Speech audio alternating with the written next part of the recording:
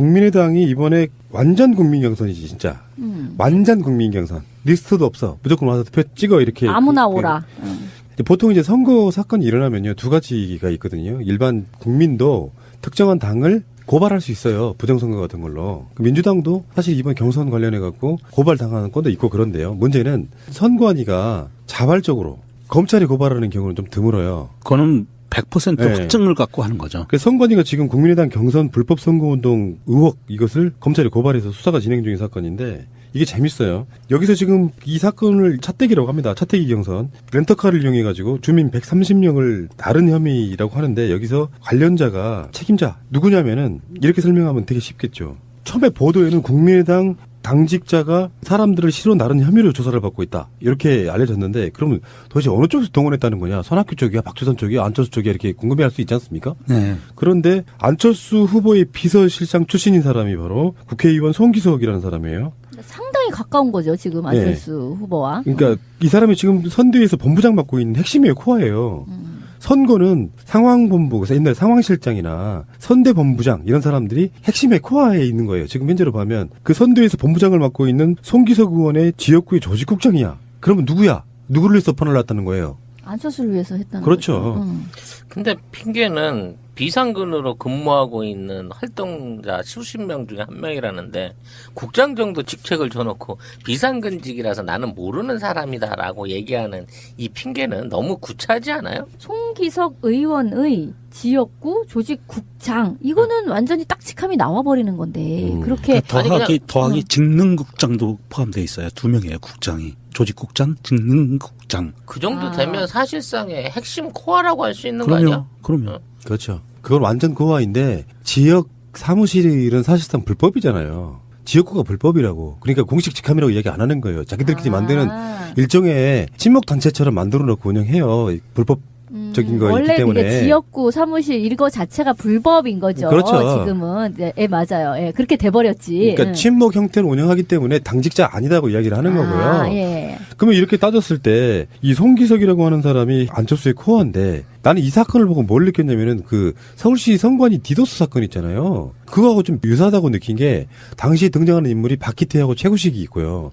박기태는 그 당시 국회의장이었고 최구식은 박기태의 약간 좀 수족 같은 느낌이고. 근데 어쨌든 의원이죠. 그리고 이제 그 비서 출신들이 그걸 저지른 거하고 좀 비슷한 케이스로. 구급 비서가 뭐 연루되었다라고 얘기하는. 요거는 이 차로 퍼나르는 이런 건 엄청나게 불법이기 때문에 선관위에서도 그냥 묵과할 수가 없었기 때문에 검찰이 고발해버린 상태거든요. 이게 이제 제가 하고 싶은 말은 범죄성 여부를 떠나가지고 우리가 그 당시에 그런 얘기를 했어요. 이렇게 되면 분명히 퍼나르는 사람들이 있다라고 이야기했음에도 불구하고 버스를 출동시킬 거야 이런 식의 농담을 얘기했는데. 그러니까 더불어민주당 경선은 현장 투표도 있긴 했지만 미리 다 등록을 하고 가야 되기 때문에 더군다나 대부분 ALS로 신청을 했기 때문에 그렇게 퍼나를 여지는 없는 거 아닙니까? 물론 거기도 이제 모집하고 이러는 거에 있어서 잡음들이 꽤 나오긴 했습니다만 이건 명백한 확증적으로 이런 일들을 한다는 게 구태를 저는 봤다 이렇게 말씀드리고 싶은 거예요. 그런데 이게 그렇게 웃어넘길 수만은 없는 상황인 게요. 일단 선관위 측에서 고발한 내용이 실어나르기, 차떼기, 속칭. 그런데 여기서 일파만파 나오기 시작을 한 게 차떼기를 했는데 그러면 누구냐 했더니 두 국장. 그럼 그 차는 뭐야? 그랬더니 렌트카. 렌트카 사장이 누구야? 그랬더니 전주에서 열린 천년의 숲 포럼에 참석한 사람. 그럼 그 사람들이 누구야? 그 사진을 보니까 조포. 오거리파. 그랬더니 기념사진 찍으려고 온 사람이야? 그러고 보니까, 메인 단상에 앉아있어. 그렇지, 주최 측이야. 이게 서로 엮여 들어가는 그 모양새를 보면, 안철수가 요즘 그 지난주 내내 실검 1위를 달렸잖아요. 아니, 근데 거기에 하나가 더 있어요. 지금 오거리파가 이제 하는 게 도대체 뭐였어? 라고 하면 PC방을 돌아다니면서 디도스를 등등을 했다라는 그게 나오는 거야. 거기에다가 PC방에서 그 선거 관련 행사를 또 뭐 갖기도 했었다 등등. 그래서 뭐지 이게? 막 이런 한 다리를 더 걸치면 이제 거기까지 얘기가 나오는 거예요. 그러니까 우리나라 조폭들의 역사를 보면 일본의 야쿠자를 보고 배워요. 그러니까 일본의 야쿠자는 요즘은 그 주먹 쓰고 폭력 쓰는 집단이 아니고 사업을 하거든요. 사업을 해서 합법적인 테두리 내에서 세금을 내면서 일을 해서 자금을 모아요. 그런데 우리나라도 그런 쪽으로 가면서 제가 보기에는 이 오거리파는 스마트 조폭이다. 맞아요. IT 사업을 전문으로 하는 그런 조폭이래. PC방의 PC들을 디도스 공격을 해서 오염을 시키고 그래서 거기에 앉아서 게임, 도박하고 게임하는 사람들, 고스톱 치고 포카 치고 이런 사람들을 조작을 해서 수익을 올린 거예요. 오거리파가. 그러니까 스마트 조폭이다. IT 조폭. 예, IT 조폭이고요.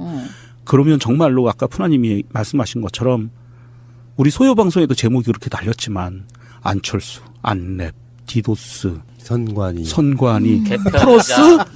플러스 조폭 이게 이렇게 연결이 그러니까. 되는 거예요. 그러면 그러니까 그 디도스 예전에 그 디도스 사건에서 박기태 최구식 의원의 뭐 보좌관 뭐 기타 등등인데 그 사람이 만난 게 지방에서 이런 디도스 이런 거를 하는 그런 조직 후배를 만난 거 아니야? 후배 업체 그런 몇 명 애들 데리고 이제 그런 거를 하는 그 후배를 와 연결이 된 거죠. 이제 중국에 가 있던 그 후배가 뭐 전화를 받아가지고 뭐 어쨌다는 거잖아.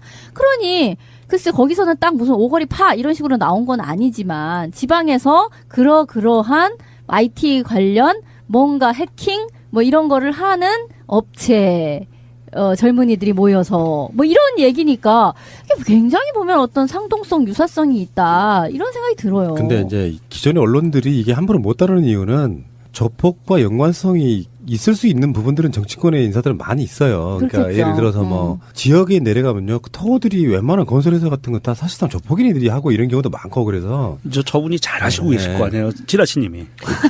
얘기 좀 해줘. 지역의 어떤 토호 세력과 조폭의 관계에 대해서 얘기 좀 해줘봐봐. 아니 이게 여기 있는 조폭 세력들도 이게 제이씨라고 주니어 챔버라고 청년상공회의소 소속 말하자면 조직원들로서 거긴 줄 알고 안철수도 갔다라고 이제 얘기하고 그러니까 있는 거예요. 청년회의소 자체는 네. 조폭하고는 별 관계는 없는 그런 곳이잖아. 그렇지. 근데 이제 이 젊은 조폭 애들이 뭔가 그런 쪽으로 조직에 가입을 하고 그 안에서 정치적 영향력을 넓히면서 일종의 세탁을 하기 그렇지. 위해서 거기에 세탁도 집단적으로 하고, 가입을 했다. 또는 지방선거나 구의원이나 이런 쪽으로 해서 지역에 있는 토호들과 연결고리를 만들어서 공동사업을 추구하기도 하고 이번 같이 이 렌트카 사업이라든지 뭐 이런 전혀 상관없는 사업 쪽에서도 지원을 전주에서 광주에 해주니까 누구도 모르지. 전주차가 출장 가가지고 거기서 해주게 되면 깜짝같이 모를 수 있는 사건이었는데 이것도 어떻게 드러나다 보니까 이제 선관위 고발까지 간 건데 이 모든 게 내가 모르는 지역국 안에 있는 사람들이 알아서 한 거다. 돈을 뭐 200여만 원을 가까이 썼는데도 불구하고 나는 모르는 일이라고 잡아떼기엔 너무 사안의 경중이 크다는 거지. 이건 뭐 구태로만 몰아가기에는 굉장히 좀 심각한 사건일 수도 있다고 생각이 들고요. 그러니까 그거를 이제 선거 전략 차원에서는 디테일로만 막 이렇게 미세하게 파고들다 보면 큰 파는 그림 있어서 집중할 문제는 사실 아니라고 보는데, 그러니까 안철수가 이제 지금까지 해왔던 이야기들 중에 뭐 새정치 결국에는 지역 토호 세력들 등이 없고 하다 보니 똑같은 짓, 오히려 더 심각한 짓을 되풀이하고 있다는 뭐 저는 그걸로 일단 결론을 내려놔야지. 그래도 그건 좀 알아보고 싶어. 얘네 조폭 애들이 운영하던 지사가 전남북에 20개인데 각 지사마다 전부 그 당시에 일제 동원이 되지는 않았을까라는 또 건전한 의혹을 확대시켜 볼 수도 있다는 거지. 그러니까요. 이거 한 건이야. 지금 안철수 후보는 이제 검증이 시작된 겁니다. 사실은 대선에 본선에 나가본 적이 없는데. 자, 그런데 최근에 나온 것 중에 또 논란이 하나 있습니다. 안철수 씨의 딸이 안설희 씨라고 지금 재산 공개를 2014년부터 안 하고 있어요. 직계 좀비석에 대해서는 신고를 해야 되는데 거부할 수 있는 요건이 있어요. 소득 기준이 충족되어야 되고, 그러니까 따로 돈을 벌면 뭐 안 해도 된다는 식의 규정 때문에 그런 거예요.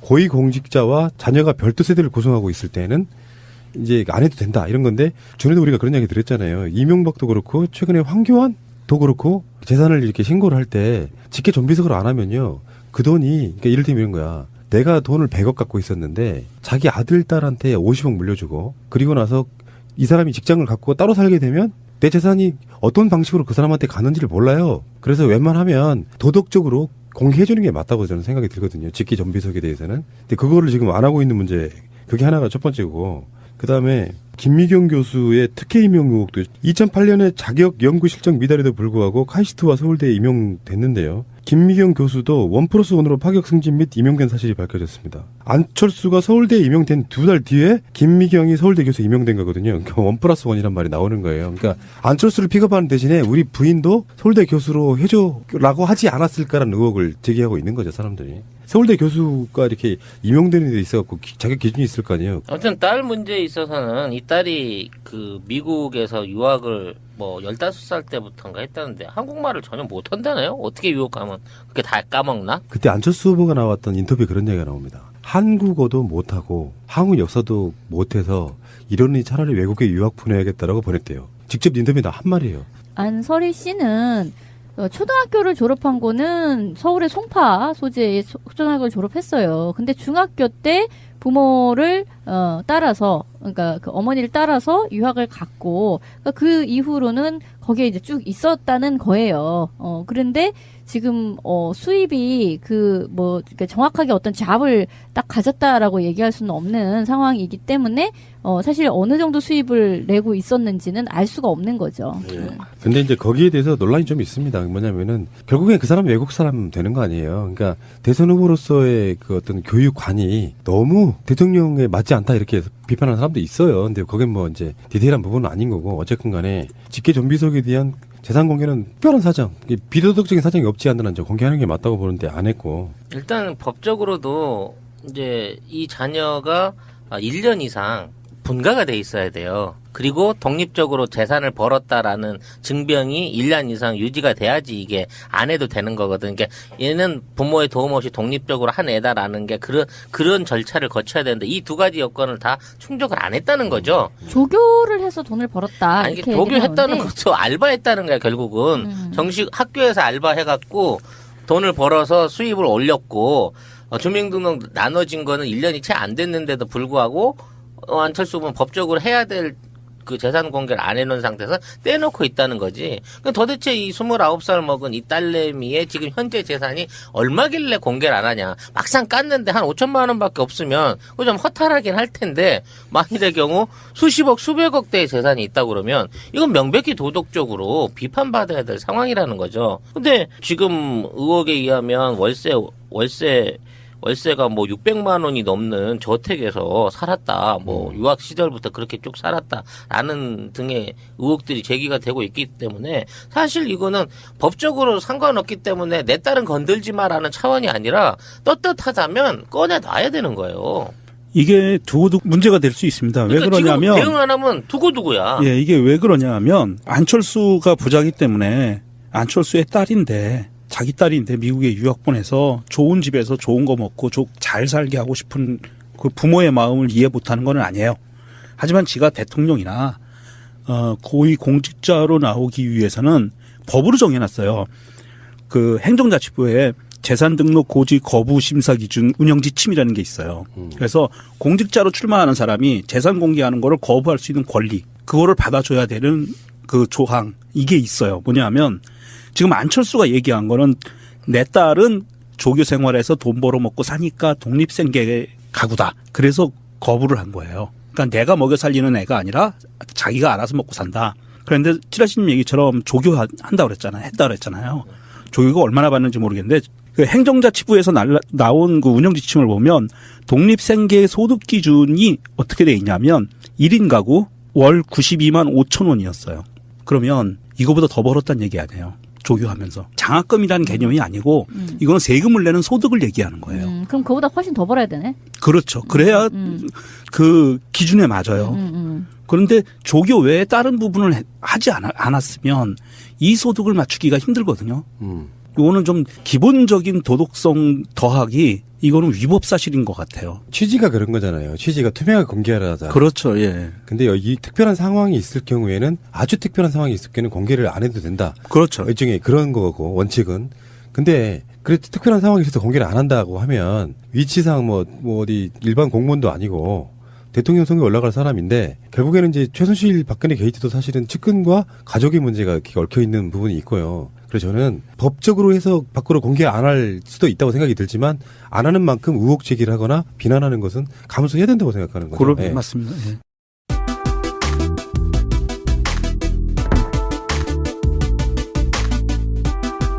그러면 누구야? 누구를 위해서 판을 놨다는 거예요? 안철수를 위해서 했다는 그렇죠. 거죠.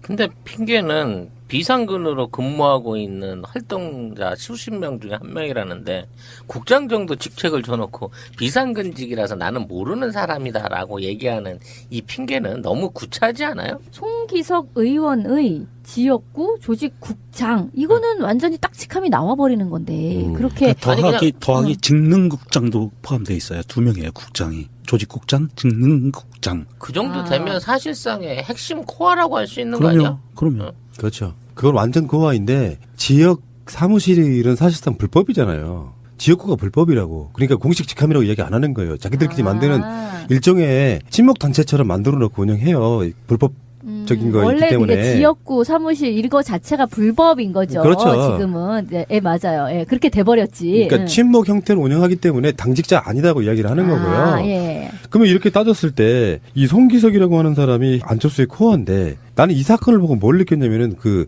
서울시 선관위 디도스 사건 있잖아요. 그거하고 좀 유사하다고 느낀 게 당시에 등장하는 인물이 박기태하고 최구식이 있고요. 박기태는 그 당시에 국회의장이었고 최구식은 박기태의 약간 좀 수족 같은 느낌이고. 근데 어쨌든 의원이죠. 그리고 이제 그 비서 출신들이 국민의당이 이번에 완전 국민 경선이지 진짜. 완전 국민 경선. 리스트도 없어. 무조건 와서 투표 찍어 이렇게. 아무나 오라.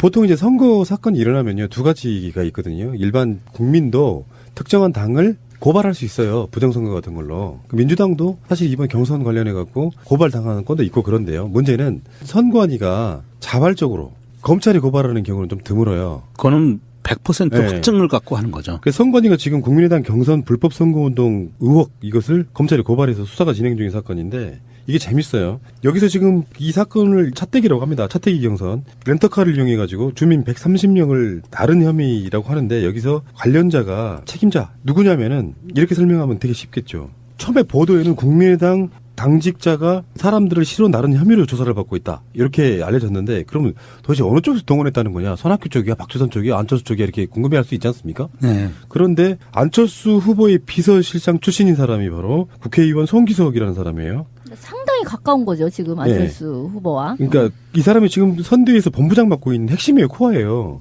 선거는 상황본부, 그래서 옛날 상황실장이나 선대본부장 이런 사람들이 핵심의 코어에 있는 거예요. 지금 현재로 보면 그 선대위에서 본부장을 맡고 있는 송기석 의원의 지역구의 조직국장이야. 그럼 안철수가 요즘 그 지난주 내내 실검 1위를 달렸잖아요. 아니 근데 거기에 하나가 더 있어요. 지금 오거리파가 이제 하는 게 도대체 뭐였어? 라고 하면 PC방을 돌아다니면서 디도스를 등등을 했다라는 그게 나오는 거야. 거기에다가 PC방에서 그 선거 관련 행사를 또 뭐 갖기도 했었다 등등. 그래서 뭐지 이게? 막 이런 한 다리를 더 걸치면 이제 거기까지 얘기가 나오는 거예요. 그러니까 우리나라 조폭들의 역사를 보면 일본의 야쿠자를 보고 배워요.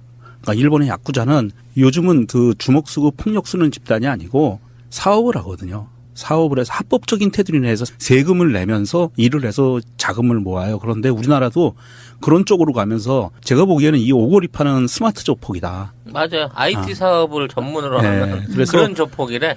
PC방의 PC들을 디도스 공격을 해서 오염을 시키고 그래서 거기에 앉아서 게임, 도박하고 게임하는 사람들, 고스톱 치고 포카 치고 이런 사람들을 조작을 해서 수익을 올린 거예요.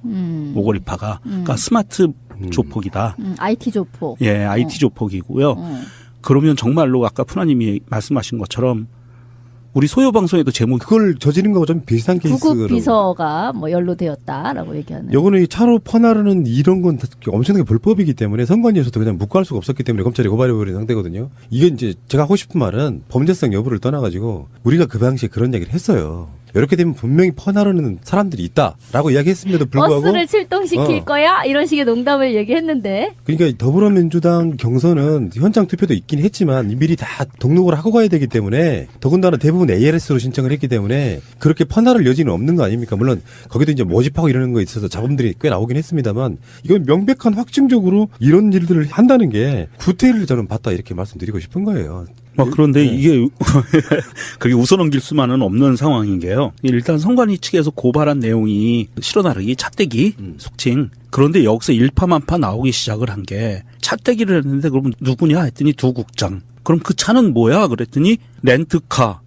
렌트카 사장이 누구야? 그랬더니 전주에서 열린 천년의 숲 포럼에 참석한 사람. 그럼 그 사람들이 누구야? 그 사진을 보니까 조폭. 오거리파. 그랬더니 기념사진 찍으려고 온 사람이야. 그러고 보니까 메인 단상에 앉아 있어. 그렇지, 주최 측이야. 주최 측이야. 응. 이게 서로 엮여 들어가는 그 모양새를 보면 그렇게 날렸지만 안철수, 안랩, 디도스, 선관위 플러스 조폭 이게 이렇게 연결이 그러니까. 되는 거예요. 그러면 그 디도스 예전에 그 디도스 사건에서 박기태 최구식 의원의 뭐 보좌관 뭐 기타 등등인데 그 사람이 만난 게 지방에서 이런 디도스 이런 거를 하는 그런 조직 후배를 만난 거 아니야? 후배 업체 그런 몇 명 애들 데리고 이제 그런 거를 하는 그 후배를 와 연결이 된 거죠. 이제 중국에 가 있던 그 후배가 뭐 전화를 받아가지고 뭐 어쨌다는 거잖아. 그러니 글쎄 거기서는 딱 무슨 오거리 파 이런 식으로 나온 건 아니지만 지방에서 그러한 IT 관련 뭔가 해킹 뭐 이런 거를 하는 업체.